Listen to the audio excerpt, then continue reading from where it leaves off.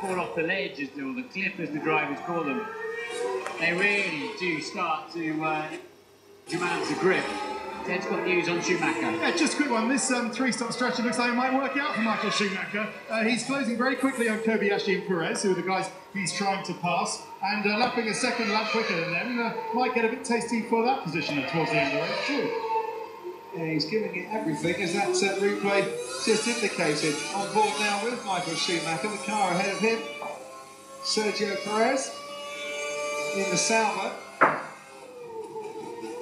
He's got up to 7th gear down there. It's amazing when you go and look at that part of the racetrack. The thing is though, Martin, a three-stop strategy that might work out, but he did start third, Michael Schumacher, in this race. I'm not sure if even 6th place is the return that Mercedes would have been hoping for, but that's how much he's been gaining on Perez in the last 3 laps. Ahead of them, maybe Sebastian Vettel starting to make more of a significant move now as well on Jenson Button. 0.8 of a second now the gap between 2nd and 3rd. Here they come, lead up 2nd and 3rd down to the hairpin. There's a few back markers that might get in the way soon, but look how much closer Sebastian Vettel is to Jenson Button here. Since they told Jenson to go to new engine settings and go for it, he could win the race, but that moment on, he's fell forward backwards, hasn't he? Yep, sadly for him, that's been very much the case. And Alonso, 2 seconds the advantage he has over Button at the moment. Vettel going wide once again. I keep thinking of that comment David made in our pre-show about, talking about James Hunt back in the day, if you ran wide, you'd probably die.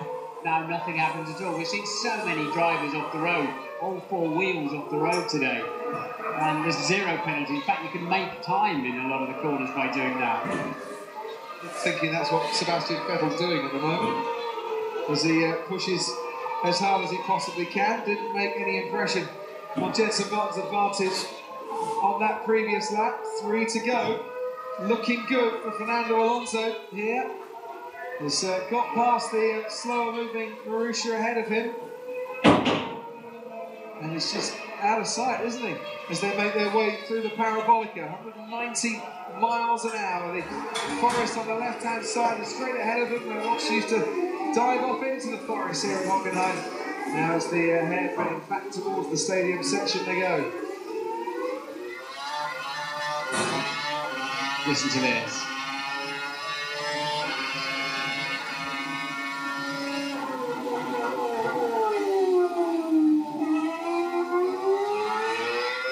Taking 3rd gear, short shifting into 4th, just trying to dull the revs and power down a little bit. We mustn't forget that a lot of people think that this argument over the Red Bull software will carry on beyond this race, but they're racing under no problems or threats whatsoever.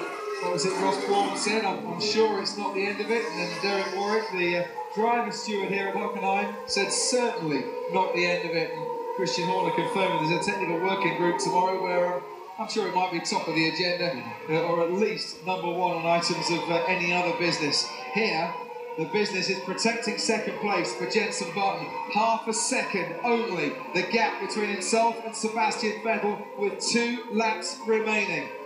He's going to have a couple of chances maybe, or maybe just the 1 chance, Sebastian Vettel, to have a dive down the hairpin. Look how much closer he's getting under DRS to Jenson Button. 2nd place is there for Sebastian Vettel. He's going to try and go round the hard way, round the outside. Can he cut across Button? Has he got into 2nd place? Button's hanging on as best he can, but he can't hang on quite well enough. And Jenson Button is demoted down into 3rd place. It's Sebastian Vettel who moves up into 2nd as Button tries to fight back.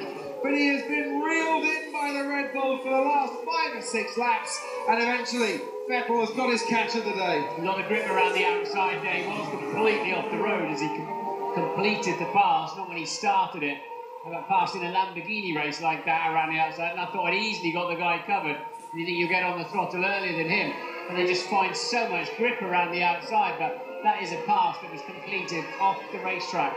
We saw him do that back in Melbourne as well in turn 4 and 5. Fair pass from Sebastian Vettel on Jenson Button then. I think in that particular instance, yes. I don't think he'll have a problem, but Jenson will be complaining.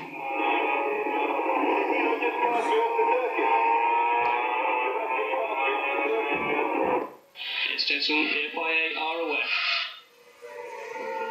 Well, the move was definitely completed, wasn't it? Only by driving off. Let's wait and see.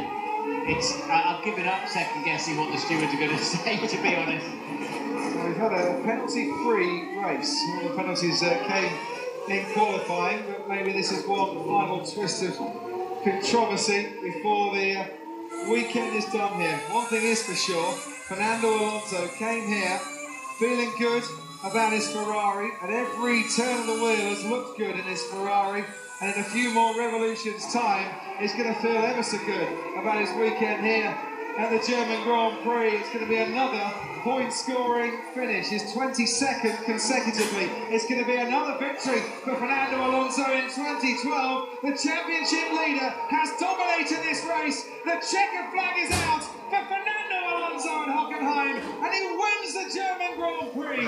Sebastian Vettel with that late move on Jenson Button comes home for second, and Button trails behind to pick up a well-earned podium in third place. It has been a very good afternoon indeed for the boys and girls down at Ferrari, and for Fernando Alonso, who wins at Hockenheim again.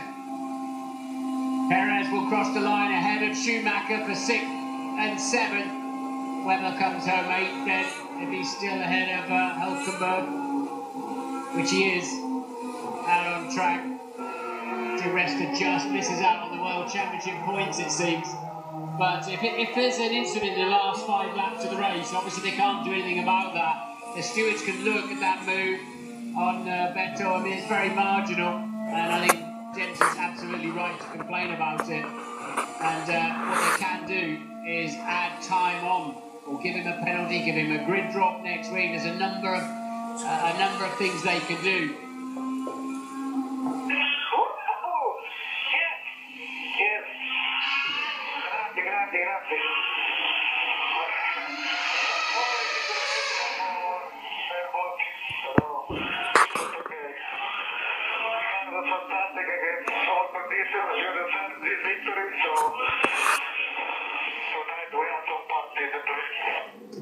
Well, it's his 31st birthday next Sunday. Maybe he might have a pre-birthday winners party for his 3rd victory here at Hockenheim. If they do apply a 25-second penalty to Sebastian Vettel, and they are, the stewards looking at that overtaking incident, all would happen would be the places would be reversed. It wouldn't impinge on Vettel finishing lower down the order than 3rd. But let's go down to 10 with Pat Fry at Ferrari. Well, Pat, you're going up onto the podium. Tell us, how close was that? Yeah, well, it's obviously a great race, great drive. Yeah, it was all hard, you know, trying to guess where the tyre degradation was. But, you know, for us, it was a little easier just covering everyone, so it all worked out well in the end, but great drive. You weren't nervous about Jenson? In the end, he didn't actually challenge. Well, I think the pace on the first stop, when they went to hards, went to mediums, was quite impressive. The second stop, we were just about okay. Enjoy the podium, well done. I'm fighting like a lion. So Sebastian Vettel comes into the pits. Really had a chance to get a little being investigated by the stewards, Martin. Let's have a little look at it now. Yeah, Jenson's defended. Sebastian Vettel goes in too deep, swings into the corner. He will say,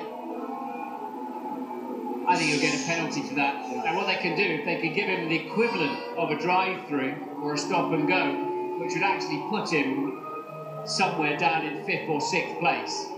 So seeing it again, seeing it from that camera angle, I think you'd have to say that's an unfair pass. But there was no part of the car ahead of Jenson Button before he left the road. Jenson wasn't exactly driving him off the road either. So yeah, if you added 20 seconds to Sebastian Vettel's time, that would put him down, I think, just behind Sergio Perez. If that's what they choose to do, they can give a penalty that's the equivalent of a drive-through, but they know that they can't do that in the last 5 laps. There's just not enough time to start giving that information out and the teams to react. So Fernando Alonso steps out of his car, a winner for the 3rd time at Hockenheim. Ferrari's 219th win in Formula 1. and his third victory of the season. An ultra-competitive 2012, and as we stand at the halfway point now, is swinging towards Fernando Alonso. And it's all coming good for him at this moment in time, isn't it?